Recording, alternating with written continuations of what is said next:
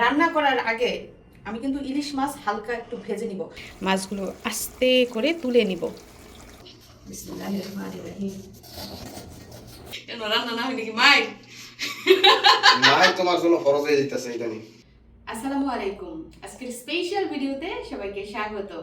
তো বেশ কিছুদিন ধরেই মিশারির আব্বু বলছে ওনাকে ভালো মন্দ রান্না করে খাওয়ানোর জন্য। তো কি রান্না করব ভাবছি যে ইলিশ মাছ দিয়ে যে কোনো একটা খাবার রান্না করে দিব। তো উনি সকাল সকাল দেখেছি যে ইলিশ মাছ এনেছে, তাছাড়া ঘরেও ছিল। তো কথা না বাড়িয়ে চলুন সরাসরি চলে যাই রান্নাঘরে, এবং কি রান্না করব সেটা একটু পরেই জানতে পারবেন। আসুন আমার সাথে। এই যে দেখুন ইলিশ মাছ বের করে রেখেছি, আস্ত ইলিশ মাছ। এটা এখন আমি কাটবো, পরিষ্কার করব, তারপর রান্না শুরু করব।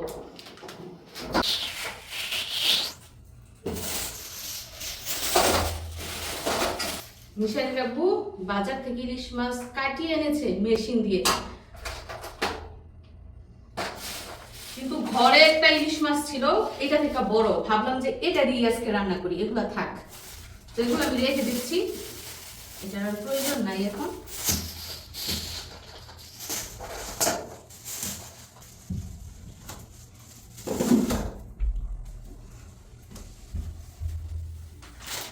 আমি মাছের প্রথমে আঁশটা ফেলে দিচ্ছি।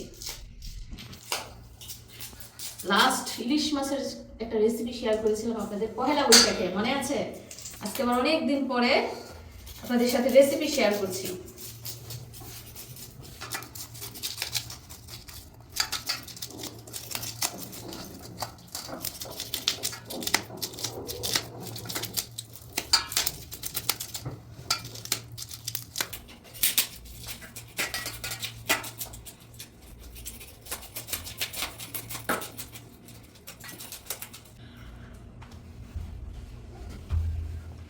তো মাছটার আঁশটে ফেলে তারপর আমি ধুয়ে এনেছি, এখন শুধু পিস পিস করে কাটবো।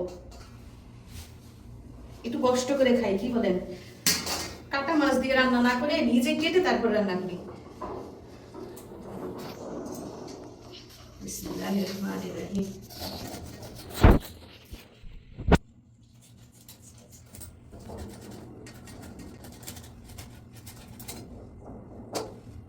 মাছের ভিতরে হালকা একটু ডিম হয়েছে।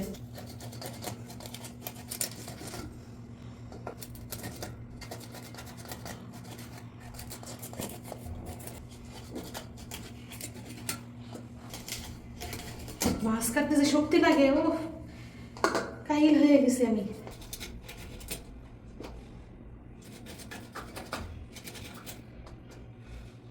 আমার মাছ কাটা থেকে কি আপনারা টায়ার্ড হয়ে গেছেন? আমি নিজে কাটতে কাটতে টায়ার্ড হয়ে গেছি। 1 2 3 4 5 6 7 8 9 10টা পিস হয়। তো দেখুন মাছ কাটা শেষ, এখন আমি পরিষ্কার করব, তারপর রান্না শুরু করব। তো কোথাও যাবেন না, পুরো ভিডিওটা কিন্তু দেখে যাবেন। জানেন সৌদি আরবের পানি যে কি গরম, এই যে গরম পানি বের হয়ে যাচ্ছে এখন কল থেকে, গরম গরম পানি হচ্ছে, আবার এটার মধ্যে দিব আছে।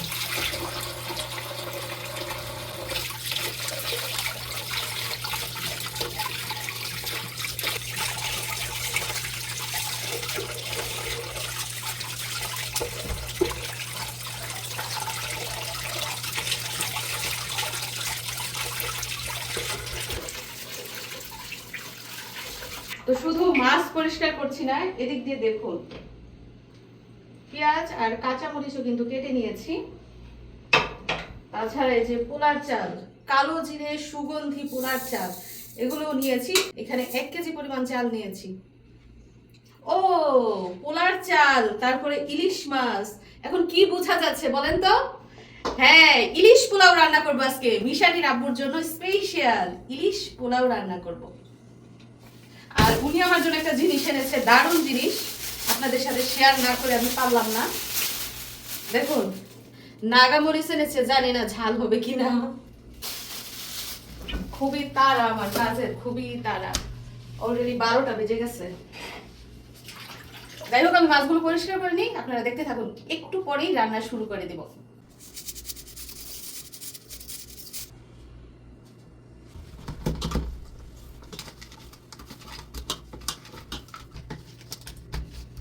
তো ইলিশ পোলাও রান্না করার জন্য সব প্রস্তুতি আমি নিয়ে ফেলেছি, এখন শুধু চুলাটা ধরাবো। আর রান্না করার আগে আমি কিন্তু ইলিশ মাছ হালকা একটু ভেজে নিব। অনেকে দেখা যায় কাঁচা ইলিশ মাছ দিয়ে রান্না করে, কিন্তু আমার কাছে মনে হয় একটু ভেজে নিলে খুলে যাওয়ার সম্ভাবনা কম থাকে। তো প্রথমে আমি মাছগুলো ভেজে নিচ্ছি।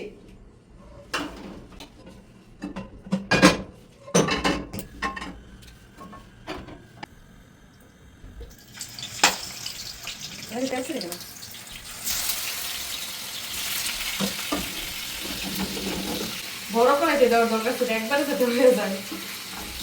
ছোট ফ্রাই প্যানে দিয়েছি, এখন দুইবারে দিতে হবে।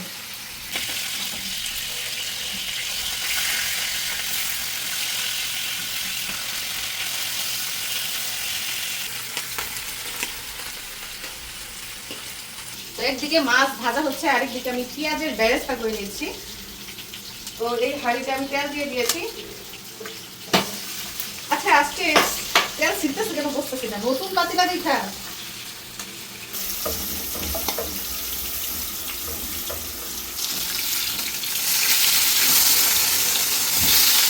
মাছ কিন্তু দেখুন একদম হালকা করে ভাজছি আমি, কোনো রকম শুধু এপিট উপিট উল্টিয়ে নিচ্ছি যাতে করে মাছটা খুলে না যায়। এদিক দিয়ে ইলিশ মাছ হালকা করে ভাজা হয়ে গেছে, আর বেরেস্তাও ভেজে নিয়েছি। আর এই পাশ দিয়ে পোলাও রান্না করার জন্য আমি পেঁয়াজ, কাঁচামরিচ এবং কিছু গরম মশলা দিয়ে দিয়েছি।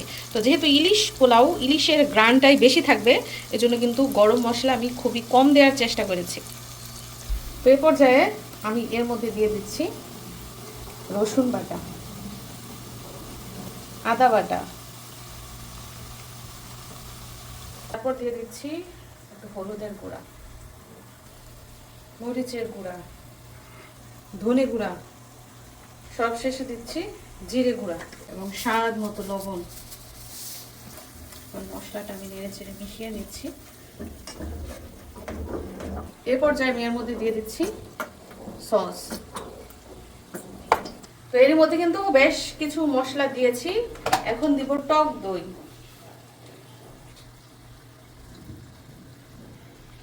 তো টক দইয়ের পরিমাণ বেশি দিয়েছি।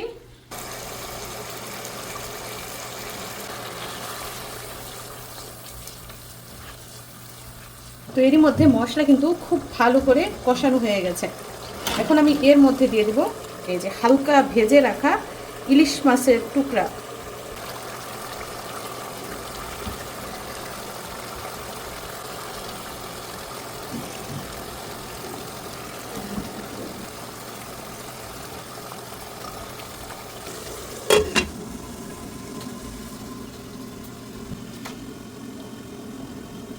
তো এর মধ্যে কিন্তু মাছ কষানো হচ্ছে, চলুন তো দেখি কি অবস্থা।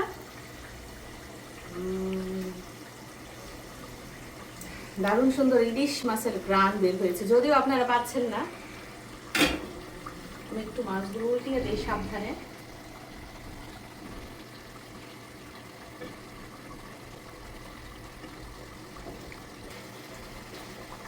অনেক দিন পরে রান্না করতেছি, প্রায় 1 বছর পরে।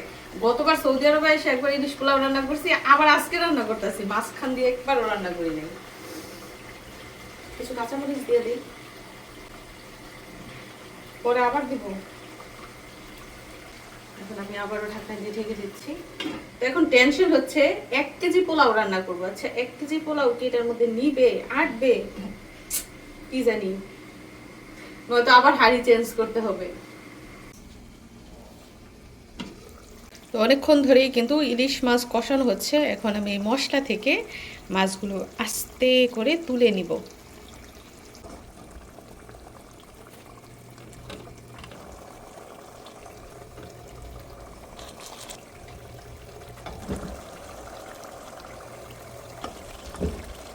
মাছটা কিন্তু উঠিয়ে নিচ্ছে।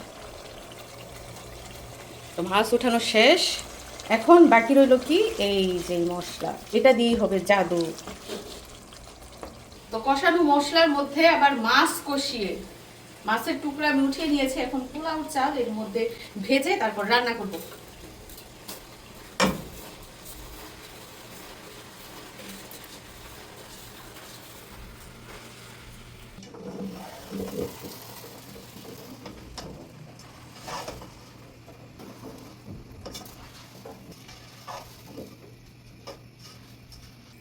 তো চালটা আমি একটু ভেজে নিব, তারপর পানি দেবো।